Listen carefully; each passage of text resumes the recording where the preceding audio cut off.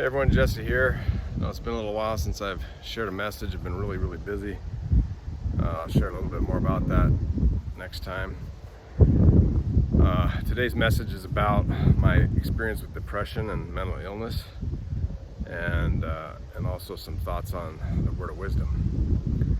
I'm coming to you from Kesner County Park, or the Lone and Dreary World, which I think is kind of appropriate for today's message. It's right off the Columbia River, just east of the Columbia Gorge. So it's kind of ironic that it just looks so barren and dead out here, and just a few miles up the road is some of the most gorgeous country in the world. And so it kind of illustrates the contrast between being happy and in a positive mental state and being depressed and wanting to take your own life. So my first, I guess you could say, experience with mental illness was when I was a kid. My uncle committed suicide, and other family members did as well, extended family members. And it was kind of, I thought that was crazy, and I couldn't understand it. And as I grew older, I started getting depressed, and just to quickly define it, the clinicians would say that depression is being, feeling sad for 6 weeks or so for no apparent reason. So this last weekend, our most favorite dog ever, incredible dog, had for 7 months, Bauer, was hit and killed by a car. It was extremely devastating. I can't believe how much it affected me. My poor kids and the family are just all devastated by his loss. He was such a source of love and beautiful creature. And so that is a very valid reason to feel down and depressed. So my first episode of depression was while serving a mission for the LDS Church in Portugal. I started in Denver, Colorado for a few months, waiting for my visa before I went to Portugal. And then I was there for about 7 months, and got depressed and couldn't understand it. Like, I kept feeling hopeless. Like, hopeless was probably my biggest symptom or flavor of depression there. And just lack of energy, all those symptoms that go with it. You can look it up. And I kind of mentioned something to that effect in passing to my mission president's wife. Sorry, it's pretty windy out here. I hope it doesn't mess up your listening too much. But and she got really concerned right away and started sending me a bunch of information on depression. And I started reading about it, and I was like, wow, I really am depressed. And I knew that exercise has always been something that's key to my happiness and well-being, and on the mission you just don't really have much opportunity to do it. And so they permitted me to run and exercise every day for like 30 minutes or something, which really was kind of pocket change, but it helped a little bit, but it didn't fix the problem. So they ended up sending me home, sent me to Utah Valley Regional Medical Center for an evaluation for like a week before I went home. I didn't take any medicine or antidepressants because, I knew that if I could utilize my resources, I could beat it. And I kind of described it at the time as you're like a pipe, and life is the gas flowing through you, or the liquid, or whatever you want to put in there. And you have all these different valves to control the pressure, and by turning these valves, you can, increase your flow of life force and productivity, or let some of the pressure out if it's getting too much and you feel like you're going to burst. And so you have to have, your resources to be able to regulate your mental well-being. and I didn't have those on the mission.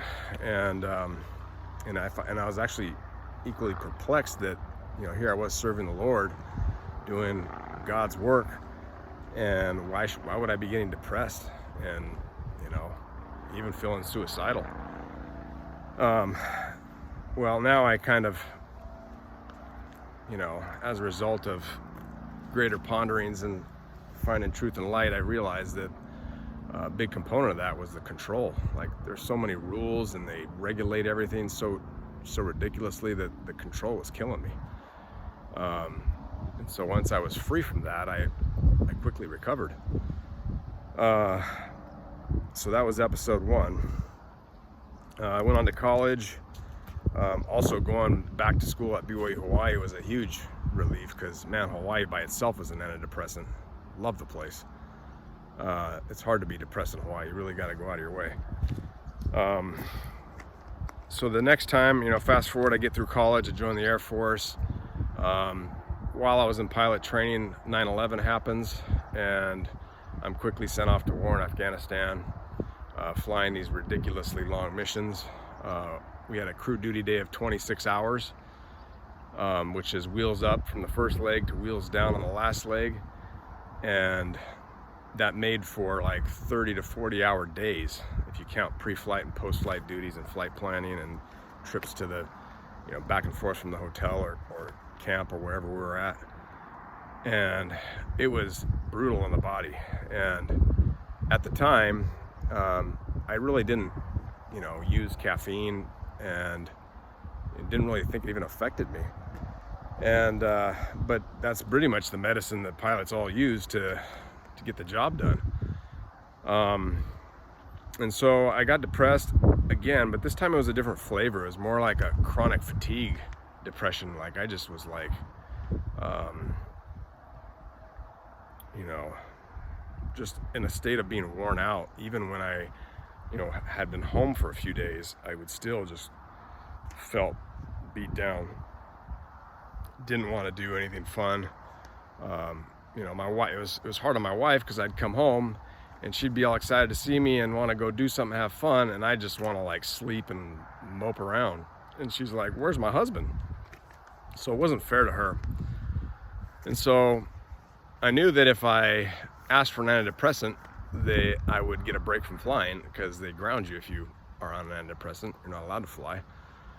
And at that point, you know, when you're feeling like suicidal again, you know, who cares about flying? And so I was like, well, what the heck, let's give it a go. So I tried Paxil for like 8 weeks, and it didn't do anything except give me a metallic taste in my mouth. And so, but when I stopped flying and I lived a regular lifestyle where you could eat 3 meals a day and sleep on regular hours, I started feeling better. And so, funny how that works. But I wasn't, the bottom line was, in the military, they'll tell you, you know, seek mental help when you're feeling like that. You know, there's only like you know, there's a 99.9% chance of no impact to your career. Well, I was in that 0.1% because I lost my wings. The doctor, flight doc, at the time when I asked for the antidepressant, he said, yeah, you should be able to fly again once you get off of it, and stay off of it for a year. So I was basically grounded for a year. After a year, I go back to the flight doc and say I'm ready to go back to flying. And he's like, actually, you're permanently grounded because you had a previous episode of depression, so it's permanently disqualifying. And I was like, well, that would have been useful information a year ago. So that's when I transitioned to contracting, which wasn't a bad thing, you know, it's God's plan for me. And I got lots of more stories about that career field, which I've kind of already shared a little bit about. And so that's my 2 experiences with depression. And it's kind of interesting because as I'm walking up this trail, I come across this old well here, and I'm like, oh, that looks like a neat decoration. And I walk over to it. I'm like, let's see if this thing works. And So I come up to this hand lever here, I start pulling on it, and look at that. It makes water. My wife's been bugging me to get one of these because it's going to be useful in the days coming ahead. But anyway, so I share this because I wasn't afraid to lose my wings over this, because ultimately being happy is more important than having a cool job. And you know, a lot of people are ashamed to talk about this. I really don't know why. Dude, I think there's mental illness in everybody, and it's just whether or not your life circumstances allow it to become exposed and you know, grow and become a problem. And so I share this with the hope that, you know, if you're feeling this way, that you'll take courage and get help, because I saw too many pilots that were just putting up with this, and they were miserable, and their families were miserable, but they just loved flying so much that there's no way they were gonna you know, ask for help overtly, and so they would self-medicate with a variety of things. But so after I was done flying, I was grounded. We were visiting some family down in California, and we're headed back up to Washington State one weekend, and stopped to visit my friend Jim in San Francisco. And we were going to stay the night there. We thought about it, and I was like, you know what? At the time we had 2 kids and they were little, and I'm like, let's just keep driving through the night so that we can make some progress and not have to listen to them scream and cry all day. And so I decided to drive through the night, which isn't a big deal to me because that's what I was doing flying. And so my friend Jim had these caffeine pills. He's like, here, take one of these, it'll help you stay awake. And I'm like, that caffeine doesn't affect me much. He's like, well, give it a shot. And so about 3 or 4 in the morning rolls around. I'm like, you know, I'm getting sleepy. Why not? Let's give this a go. So I take 2 of these pills. I'm thinking I'm gonna need a couple just to make sure I can feel it right. And oh boy, that's 400 milligrams of caffeine. Let me tell you what, it really woke me up. And I noticed that it wasn't just about staying awake, but I noticed that it fired up my brain. Like I just wanted to build stuff, and like, you know, I had all these creative ideas of things I wanted to do around the house and all that kind of stuff. And so I noticed very clearly that caffeine had an impact on my brain. And so I started like testing it, you know, with metering the quantities and seeing what kind of effects I could feel. And so here's the Columbia River. I just walked down the boat ramp. It's pretty beautiful here once you get out of the sagebrush, and especially over there, it's just up the river like a mile or 2. It's really pretty. So anyway, I found that as little as 25 milligrams could stop a downward spiral thought process. You know, it's those thoughts you get where you're thinking to yourself, oh man, I'm gonna be late to work, and then my boss is gonna yell at me because he's been frustrated with me lately, and so he's gonna give me some bad assignment, and then I'm gonna do it poorly, and then he's gonna fire me, and then I'm not gonna be able to support my family, and so I'm just gonna die. You know, you have these crazy, like, irrational thought spirals, right? Maybe it's just me, but I found that just a little bit of caffeine, like 25 milligrams, like half a can of Coke, or maybe like 2/3 of a can of Coke, would stop that. And I thought that was fascinating. And so, you know, I began to use it kind of as an antidepressant, and I was careful to like not, you know, habitually use it, because I noticed that if I, you know, the less I used it, the more sensitive I was to its effects and the more effective it was. And so if you treat it like a medicine, I've found that it's very effective in helping me with depression, and not even just depression, but just, you know, having healthy cognitive processes, you know, having good thoughts. And so that brings me to the word of wisdom, because some people would argue, it's not in the word of the word of wisdom's, the church's policy isn't to openly condemn the use of caffeine, but they kind of discourage it, and there's all this confusion. And one thing I've always had a problem with is I just always thought it was weird how the church basically, you can't get a temple recommend if you drink coffee. And my mom, being from Brazil, her mom had this little farm and she grew her own coffee, and I always loved the way it smelled, and they drank it, and I'm like, and I've always respected, I love my mom. She's an incredible example of hard work, and always took care of me and my needs. And I'm thinking to myself, well, why would she be kept from the celestial kingdom because she has coffee? It's just a ludicrous thing to me.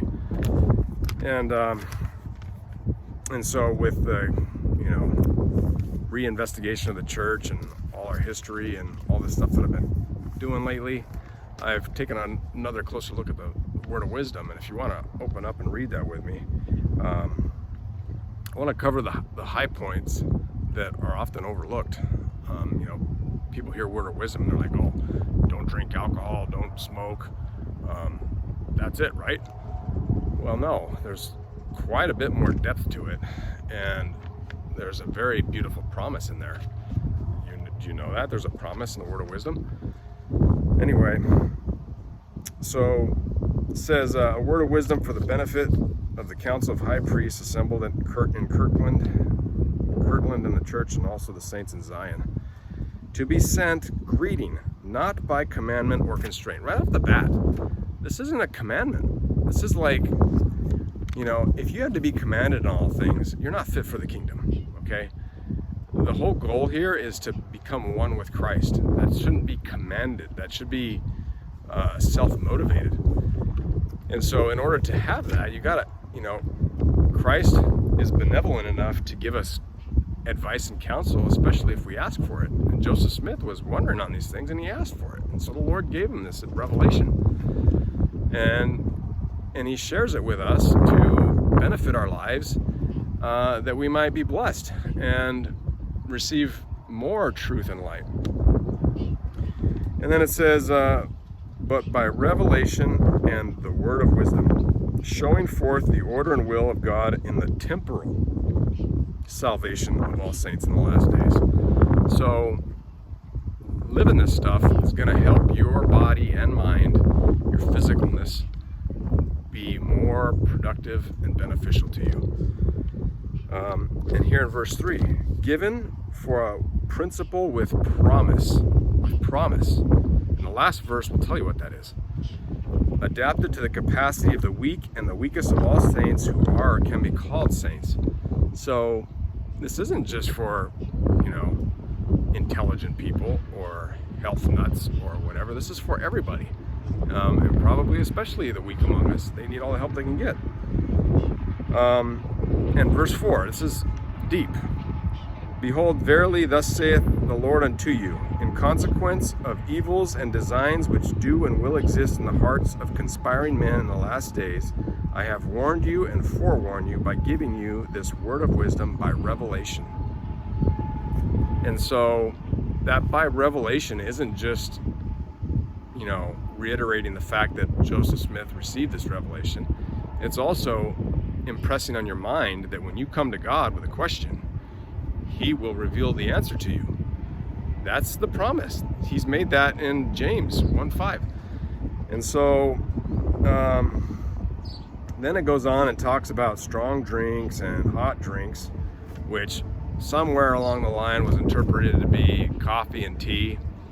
And so in my use of caffeine over the years, the last, what would it be, about 15 years or so, I've never gained weight. Like, I am naturally prone to lose weight. I'm just naturally, unless I, if I eat a light diet or whatever, I just get skinny. I know some people would love to have that, but I actually need mass to be able to do all the work I gotta do. And so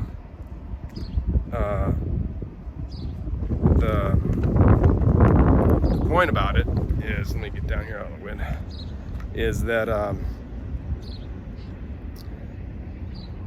that when I was drinking Mountain Dew regularly, I started gaining weight. Like literally, it was odd to me. I've never in my life like just gained weight like that.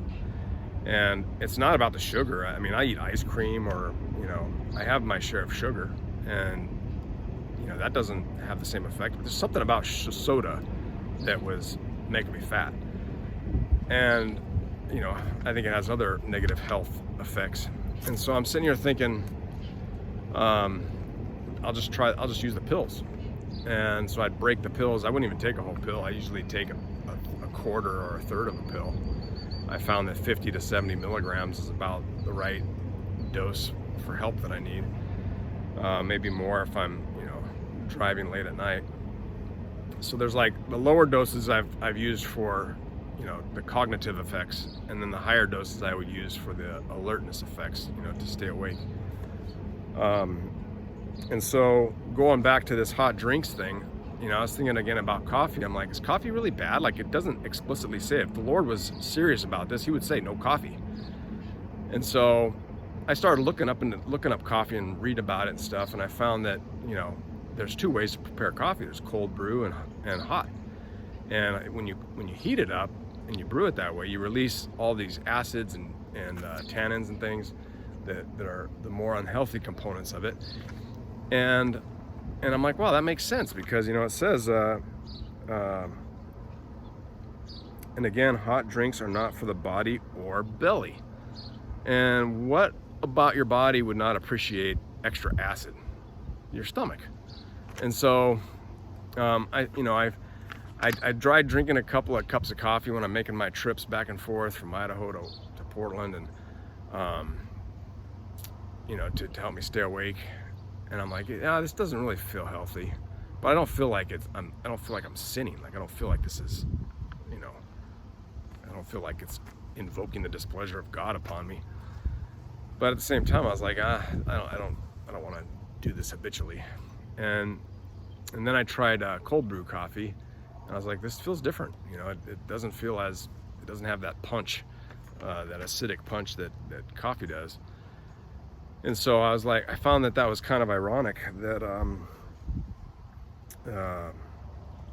that the heating it up was kind of changed the chemistry of it. And we like to sit here and analyze why God commands what. Oh yeah, God made that commandment because of the tannic acid. That's what I've always heard, and that's what I always preached. And the bottom line is, it's not a commandment. It's good advice. It's a word of wisdom. And so, review it. It's great stuff. It's a good way to live. And another thing I'll point out, in verse 13, this was like last year when we really started comparing, the old D&C with the new D&C and finding the contradictions. I found, this is something I actually found. I was like surprised, but I noticed, because we're like, as a family, we're trying to it sounds like in the word of wisdom that we shouldn't eat meat except sparingly. And I think a vegetarian diet is pretty healthy, but I also think a little bit of meat has some health benefits. And so we're praying and pondering, and it's almost like the Lord made this comma stand out to me. So in verse 13 it says, and it is pleasing unto me that they should not be used, talking about meat or animals, comma, only in times of winter, comma, or of cold, comma, or of famine. So if you read that verse, it sounds like the only time you should have meat is in winter, cold, or famine. I'm like, that's kind of weird. And so we're like, let's look at what the 1835 edition of the D&C says. And that first comma is not there. It reads like this: and it is pleasing unto me that they should be used not only in times of winter, cold, or famine. It completely inverts the meaning of the verse, saying that, yeah, domesticated animals are for man, obviously. And, in the days when they sacrificed the lambs on the altars, they ate it afterward. And so that's when you start digging into stuff, the Lord will reveal things to you like this. And he's revealed many more truths to me that it's too much to talk about right now. Anyway, in verse 19 it says, and shall find wisdom and great treasures of knowledge, even hidden treasures. Oh my goodness. When you start doing this and you start asking God and you start praying and meditating and fasting, my goodness, you're gonna like receive great treasures of knowledge. And shall run and not be weary, and shall walk and not faint. Still struggling with that one because I'm doing a lot of running and walking and I'm very weary, but I also tend to overdo myself. And lastly, this is beautiful. And I, the Lord, give unto them a promise. This is the promise, remember?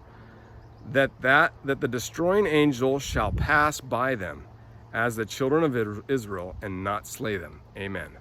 This is how it closes. That the destroying angel will pass by them. And so that can have many meanings and probably multiple meanings within your life, especially as these days unfold. So, please heed this counsel in the way that it best suits you, and I guarantee you'll feel better and you'll be spiritually more awake. And I say these things in the name of Jesus Christ, amen.